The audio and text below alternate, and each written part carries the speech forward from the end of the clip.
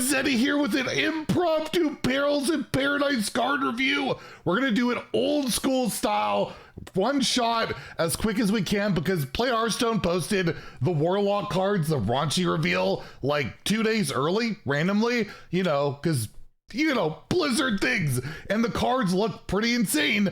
Pain Warlock, Quest Warlock, insane legendary. We're going to go over all that. One shot, old school Zeddy style, no editing this time around. We still have our giveaway going on. We got 2 regular pre-orders, 1 mega bundle out of my pocket to enter that giveaway. Like and comment in the video, link in the description below. The one right over here with this stupid face over here. Be subscribed to the channel. I think we're like around 30 subs away from unlocking that next mega bundle. So hit that sub button, make me go broke. So yeah, let's take a look at the Warlock cards that, again, revealed like out of absolutely nowhere, like I think half an hour ago. First, we have the Faire Bonfire, a 4 mana spell, and Warlock, I believe, can be accessed by Rogue, right? So all these are also Rogue cards, which I barely remember that when I'm pre-recording, so we'll see how that goes. But yes, 4 mana fell spell, deal 4 damage to a minion. If it dies, your next death rattle minion costs 3 less. So you're playing, let's just say in Rogue, you can play Drilly for like 1 mana. And by the way, they already leaked this card too in like a gameplay video. What are they doing over at Blizzard? Regardless, the way I look at this card, you look at the big demon package right now, is pretty like, it's not working. It's not good enough. This is a way to get out your, Nemzi for 2 mana? Get out your like big demon for 8 minus 3. You got 5 mana. You can do that. But again, this strictly has to go into a heavy death rattle deck, and it needs to kill that minion, but 4 damage is likely going to kill something. It can hit your own stuff too. It's just, do you want to play that death rattle package? It's a decent amount of mana cheat. It's removal. It's basically like 1 mana removal at the end of the day if you get that discount and utilize it. So something to look out for. I don't know if it'll see play. We haven't really seen a ton of death rattle stuff going on right now, but I'm not going to write off a removal / mana cheat in standard. I will give it a 3. I think it's got a bit of a shot. Again, mana cheat. We know how good mana cheat can be.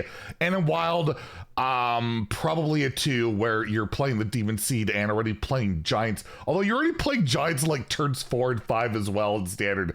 I don't know. It's actually probably more like a 2 in both formats, but we're going to go with a 2 in wild, a 3 in standard, just because you never know. And there are some pretty crazy cards, including a legendary, to go with this. We have the Party Fiend, a 1 mana, 1/1 demon, battle cry, summon 2 1/1 fell beasts, summon or deal 3 damage to your hero. So it's like Flame Imp, right? Except you get, instead of a 3/2, you get 3 1/1s, which I would think on average is better. And you're wider on the board, although it can be punished more by like a ticking, or not ticking. Yeah, I guess ticking, the one that discounts for Zilliax, that could be a bit of a punish. It's a lot easier, I guess, to remove, but not in the early game. Again, it's a Pain Warlock card, and it deals 3 damage to your hero. Like, you just want more of those cards, and it's 1 mana, so that's really good. And Pain Warlock, despite Projectious getting nerfed, despite Molten Giant getting nerfed, and like the 5/5 that went to a 4/4, all those cards, it's still one of the best decks in standard, and it's getting a good amount of support. It's a 1 mana 3/3 that, yeah, it deals 3 to yourself. I can't imagine this is bad. And you just play this in Zoo, probably, even if Zoo ever comes back, and it doesn't just have to be Pain Warlock. It's a really strong 1-drop. I will give this a 4 to 5 in standard. In wild, I don't think you play this in like the Demon Seed, because like already you don't play Flame Imp, and it messes with your Raised Dead pool, which is pretty important. I don't think it makes the cut there. and like it's like a really narrow line in those decks. So I'll give it 2 in wild, but in standard, yeah, look out for that one. It's pretty crazy, and the Fell Beast itself is a demon too, so it wrecks your Gul'dan. If you're playing 10 mana Gul'dan in 2024 Wild Hearthstone, you might want to think about that. But yeah, you might have other problems if you're trying to play a 10 mana card in Wild. Next, we have the Fearless Flame Juggler, a 2 mana 1/1 demon battle cry. Gain stats equal to the damage your hero has taken this turn. So yes, Pain Warlock getting even more support.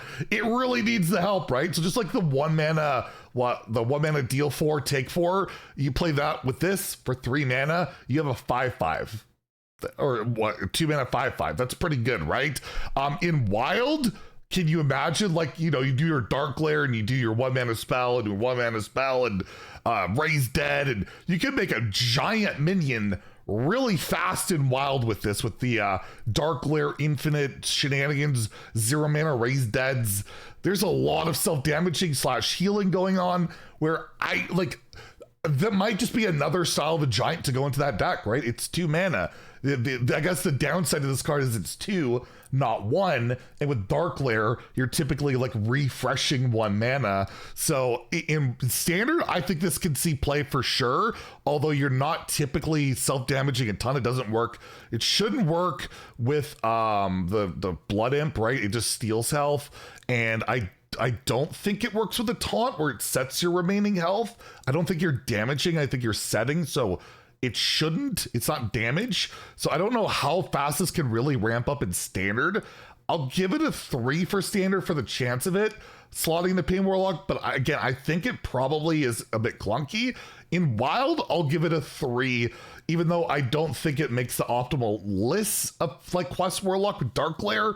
You can make a gigantic demon with this, and I can't think I could completely write it off. So yeah, if you're a bit sick of the self-damage stuff, it ain't going anywhere. They're pushing it pretty hard here. And we have the Cursed Souvenir, a 2 mana shadow spell. Give a minion +3/+3, and at the start of your turn, deal 3 damage to your hero. So you get a nice buff. It's like Demon Fuse. 2 mana +3/+3. Back in the day, this used to ramp your opponent, and it was selected to just a demon. Now you can put it on any minion, and then you do self-damage. There is a bit of downside, but it can also be upside, again, in those Pain Warlock decks, ramping up that 1/1 we just took a look at. It's just a really solid, good buff with possible upside, right? And you play that 1-drop on 1, you hit this. That is a really scary card, and it keeps going, right? Every turn you take damage, which could end up murdering you. That could be a, you know, a downside overall. It's a kind of a clunkier one. In standard, I will give it a 3 because it's a solid buff, and you give 3/3 and you take 3. I gotta give it a 3, although it's 2 mana. It's a little bit non-symmetrical, but we'll go with it. In Wild, yeah, it's probably not going to work out. You need that immediate effect, and it is at the start of your turn, not the end. So, but I guess at the start, it would work for your quest line. So it's still on your turn. I still feel like you don't want to do that. You need immediate self-damaging effects. So I will give it a 2 because it's not nearly as much about buffing your stuff right away. You just want those giants and stuff. So it might not play out as well as it looks, but still it's 2 mana +3/+3, or you could buff their stuff, right? And again, I haven't really talked about Rogue for a lot of the stuff.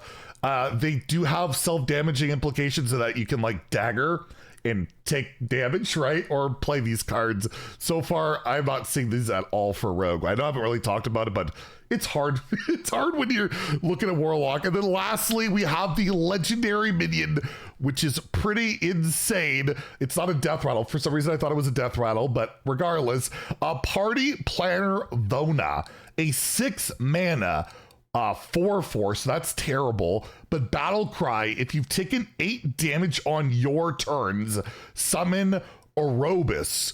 And that means if you've taken, I think overall, like throughout the game, or yeah, it says on your turns, not like this turn. So throughout the game, which is super easy to have accomplished by the time you play this. So you're playing like, you know, Pain Lock, why not? You're already playing Symphony of Sins. You could probably play a 6-drop. And what is Orobos? Well, it is an 8 mana, 8/8 taunt that will immediately be summoned, which has Death Rattle.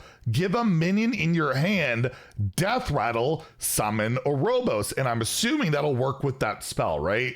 That'll work and discount this out.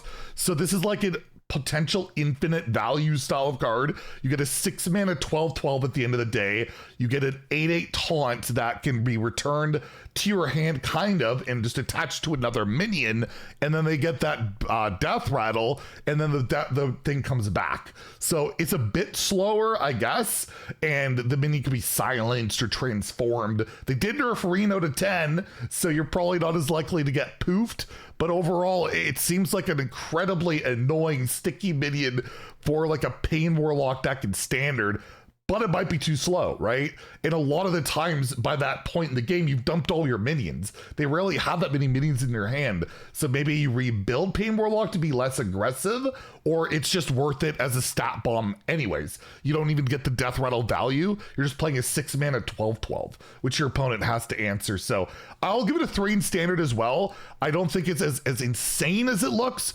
because again, at least that style of deck right now isn't so much about playing the late game. It's so aggressive.